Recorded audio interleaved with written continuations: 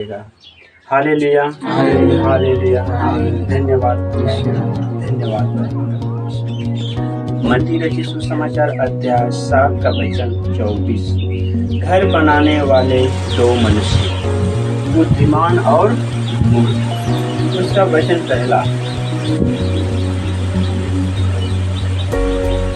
इसलिए जो कोई मेरी ये बातें सुनकर उन्हें मानता है वह उस बुद्धिमान मनुष्य के समान ठहरेगा जिसने अपना घर चट्टान पर बनाया। किस पर बनाया? चट्टान। किसकी बातें सुन करके? यहोवा की बातें सुन। वचन। और मेघ बरसा और बाढ़ें आई और आंधियां चली और उस घर से टकराई, फिर भी वह नहीं गिरा क्योंकि उसकी नींव चट्टान पर डाली गई थी। हालेलुया, हालेलुया, धन्यवाद प्रभु। यहाँ पर वचन में कहता है, वचन पे ध्यान दे, परंतु जो कोई मेरी बातें सुनता है और उन पर नहीं चलता। प्रभु कहता है कि जो मेरी बातें सुनता, जो मेरी वचन सुनता है और उस पर नहीं चलता है,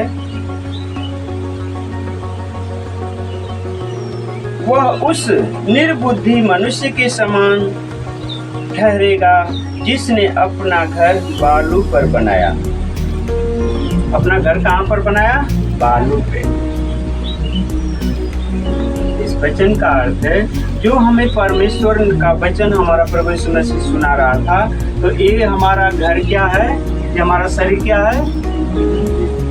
ये परमेश्वर का घर है, मंदिर है, इसी को स्थिर करने के लिए वो कहता है प्रभु यीशु मसीह, जो मेरी बातें सुनकर, जो मेरी वचनें सुन करके और उसको मानता नहीं, उस पर चलता नहीं है, वह मनुष्य उस स्थान पर घर बनाया। कहाँ?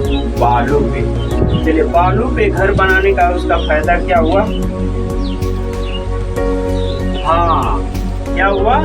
जो घर बालू पे बनाया वह मनुष्य प्रभु की वचन सुना और उस पर माना नहीं, उस पर ठहरा नहीं, और उसने घर अपना कहाँ जाकर बनाया? बालू पे। मेघ बरसा, आंधियां चली और उस घर से टकराई और घर क्या हो गया? गिर गया, सत्यानाश हो गया। हालेलुया, धन्यवाद, धन्यवाद। वचन 28। जब यीशु ने बातें कह चुका तो ऐसा हुआ कि भीड़ उसके उपदेश से चकित हुई। अरे ये कैसा वचन दे रहा है कि आंधियां चलेगी, जो बालू पे बनाया आंधियां चलेगी और टकराएगी और सत्यानाश हो जाएगा, जो चट्टान पर बना है वो स्थिर रहेगा, क्योंकि वह उनके शास्त्रियों के समान नहीं परंतु अधिकारियों के समान उन्हें उपदेश देता था। हालेलुया, हालेलुया, धन्यवाद, धन्यवाद। अधिकारियों के समान वचन कहते कि अधिकारियों के समान वो वचन देता था। और अधिकारियों, जो अधिकारियों का अधिकारी कौन है?